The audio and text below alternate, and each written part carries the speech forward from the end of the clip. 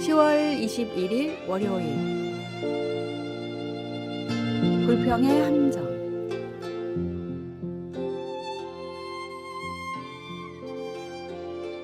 불평에 대한 페르시아 지역의 한 우화입니다.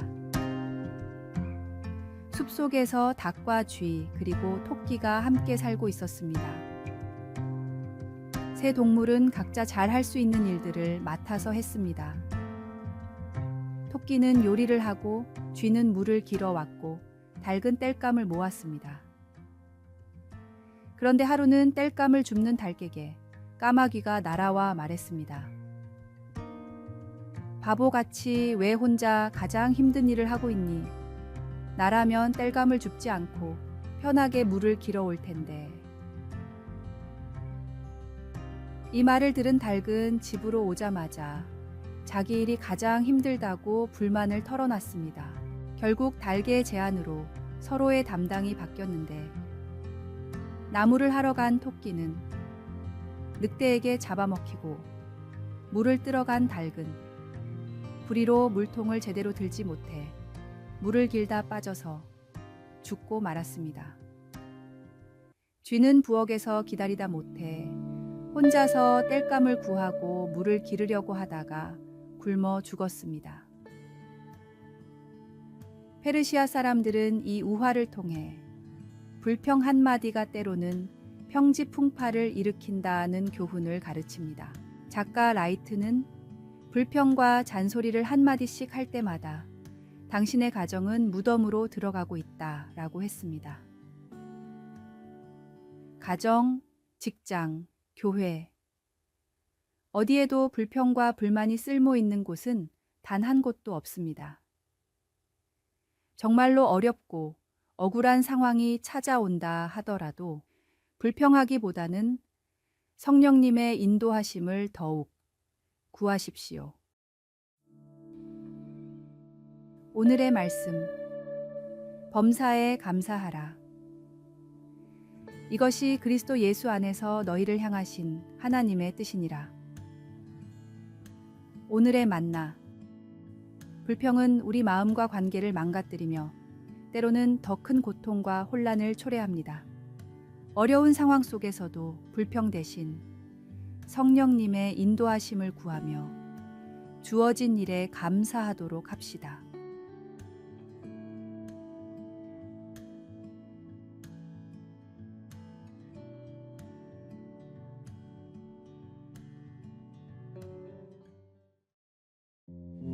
(10월 22일) 화요일. 인도하심을 받아들임.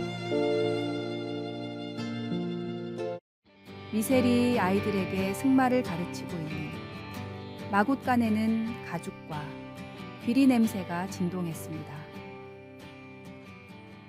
미셸은 하얀 조랑말의 입을 열어서 이빨 뒤로 재갈을 물리는 방법을 아이들에게 보여주었습니다. 고삐를 귀 위로 잡아당기면서 미셸은 재갈이야말로 기수가 말의 속도를 늦추고 왼쪽이나 오른쪽으로 조종할 수 있는 중요한 역할을 한다고 설명해 주었습니다. 말의 재갈은 사람의 혀처럼 작지만 중요한 일을 합니다. 둘 다 크고 강한 것에 큰 영향력을 미치는 것입니다. 말에게는 재갈이 그렇고 사람이 하는 말에는 혀가 그렇습니다. 사람의 말은 여러 갈래로 흘러갈 수 있습니다. 이것으로 우리가 주 아버지를 찬송하고 또 이것으로 하나님의 형상대로 지음을 받은 사람을 저주하나니.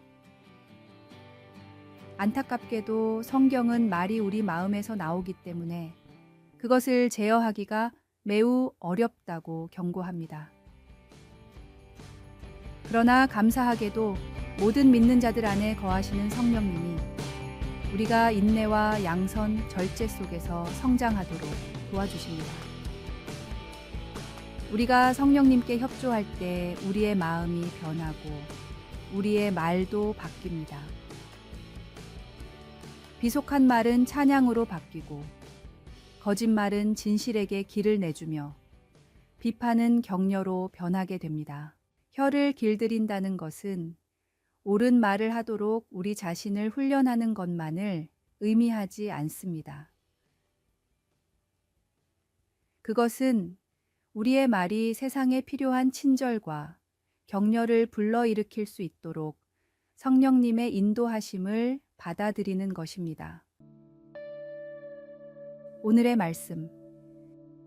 혀는 능히 길들일 사람이 없나니 쉬지 아니하는 악이요 죽이는 독이 가득한 것이라. 오늘의 만나. 말은 다른 사람에게 상처를 줄 수도 치유를 줄 수도 있는 강력한 도구입니다. 성령님께서 우리의 혀를 다스리게 하시고 말이 격려와 사랑의 통로가 될 수 있도록 기도합시다.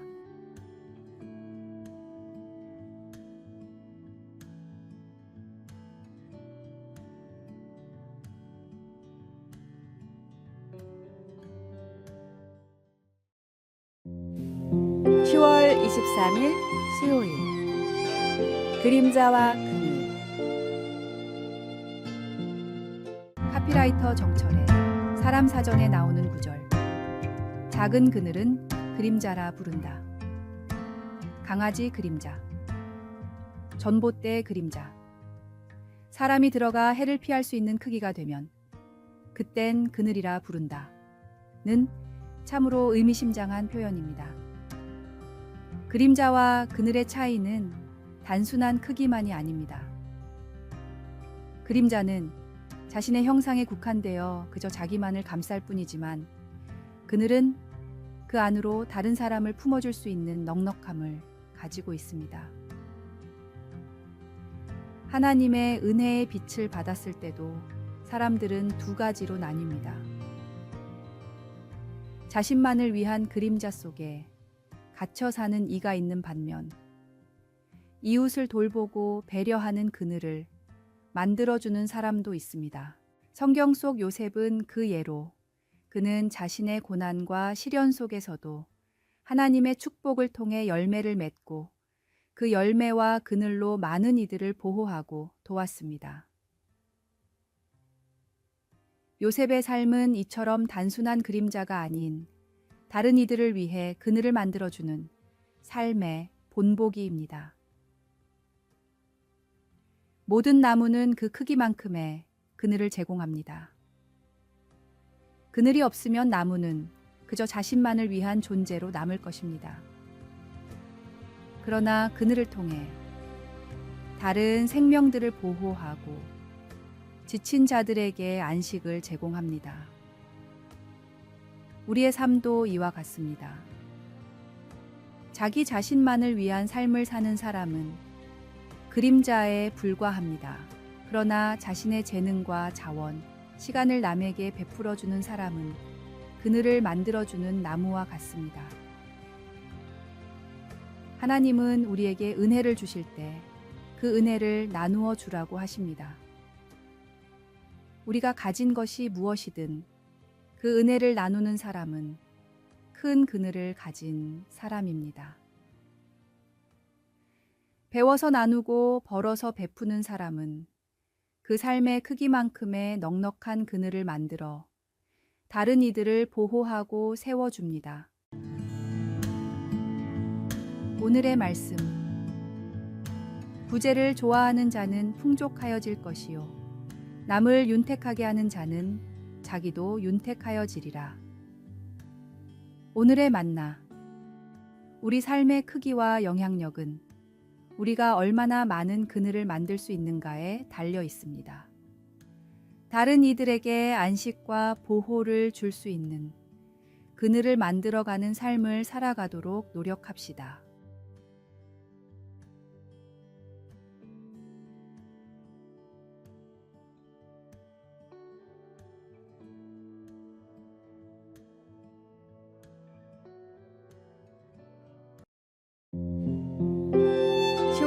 24일 목요일 기도할 때 기억하라.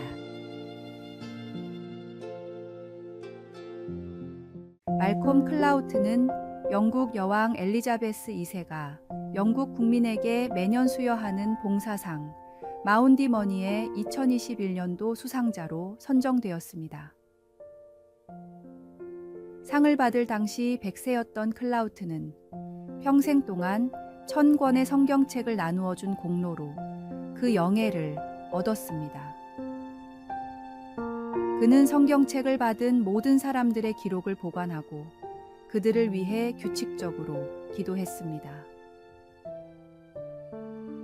성실하게 기도한 클라우트의 모습은 신약 성경의 바울 서신들에 나타나는 사랑의 한 능력 있는 본보기입니다. 바울은 그의 서신을 받는 사람들에게 그들을 위해 규칙적으로 기도하고 있음을 자주 확인시켜 주었습니다. 그는 친구 빌레몬에게 나는 기도할 때마다 그대를 생각하며 언제나 내 하나님께 감사하고 있습니다. 라고 썼으며 디모데에게는 나는 밤낮 기도할 때마다 그대를 기억합니다. 라고 썼습니다. 또 로마 교회에는 항상 그의 기도에 쉬지 않고 그들을 기억했다고 강조했습니다. 우리에게 말콤처럼 기도하는 대상자가 1000명이 되지는 않겠지만 우리가 아는 사람들을 위해 의도적으로 하는 기도는 하나님께서 그 기도에 응답하시기 때문에 능력이 있습니다. 나는 성령의 권능과 강건하심에 따라 어떤 특정한 사람을 위해 기도할 때 간단한 기도 달력이 유용한 도구가 될 수 있음을 알게 되었습니다. 일일 달력이나 주간 달력에 이름을 나누어 기입해 놓는 것은 성실하게 기도하는 데 도움이 됩니다. 우리가 기도할 때 다른 사람들을 기억하는 일이 얼마나 아름다운 사랑의 표현인지 모릅니다. 오늘의 말씀. 내가 항상 내 하나님께 감사하고 기도할 때에 너를 말함은 오늘의 만나. 다른 사람을 위해 기도하는 것은 우리가 할 수 있는 가장 큰 사랑의 표현입니다. 하나님께서 우리의 기도를 들으시고 그들의 삶에 일하실 것을 믿으며 꾸준히 기도해 나갑시다.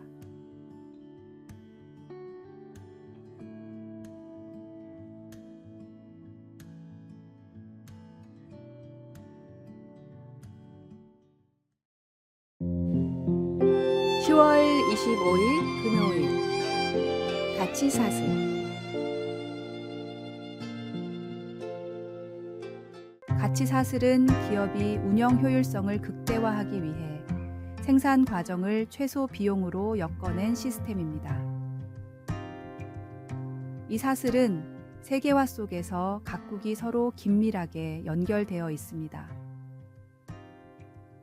하지만 그 사슬의 작은 연결고리에 문제가 생기면서 전 세계 경제에 파급 효과가 미치는 사건들이 발생하기도 합니다. 반도체 공급 부족으로 인해 자동차 생산이 지연되고 일본의 수출 규제로 한국의 반도체 산업이 위기를 겪었으며 중국의 요소 수출 제한으로 한국의 화물차 물류 대란이 발생한 것이 그 예입니다. 또한 히토류와 식량과 같은 자원이 정치적 수단으로 활용되는 움직임도 나타나고 있습니다. 이 모든 문제의 근원에는 인간의 본성이 자리 잡고 있습니다. 성경에 따르면 인간은 원죄로 인해 탐욕과 이기심을 가지고 있으며 이는 경제적 시스템에서 리스크를 초래합니다. 인간의 탐욕은 자원을 무기화하거나 서로 간의 갈등을 일으켜 세계 경제에 혼란을 가져오는 요소로 작용합니다. 그러나 아이러니하게도 이러한 리스크를 해결할 수 있는 열쇠 또한 인간에게 있습니다. 인간이 탐욕을 극복하고 협력과 상생의 길을 모색할 때 이러한 가치 사슬의 문제는 해결될 수 있습니다. 우리는 이기적인 본성을 극복하고 서로의 필요를 채워주는 상생의 정신을 회복해야 합니다. 이를 위해 성경적 가르침인 이웃 사랑과 나눔의 정신이 필요합니다. 이러한 정신을 바탕으로 할 때만이 세계 경제는 진정한 지속 가능성을 얻을 수 있습니다. 오늘의 말씀. 각각 자기 일을 돌볼 뿐더러 또한 각각 다른 사람들의 일을 돌보아 나의 기쁨을 충만하게 하라. 오늘의 만나. 인간의 탐욕과 이기심은 세상의 많은 갈등과 문제를 일으킵니다. 하지만 하나님의 사랑과 나눔의 가르침을 따를 때 우리는 서로를 돕고 회복할 수 있습니다.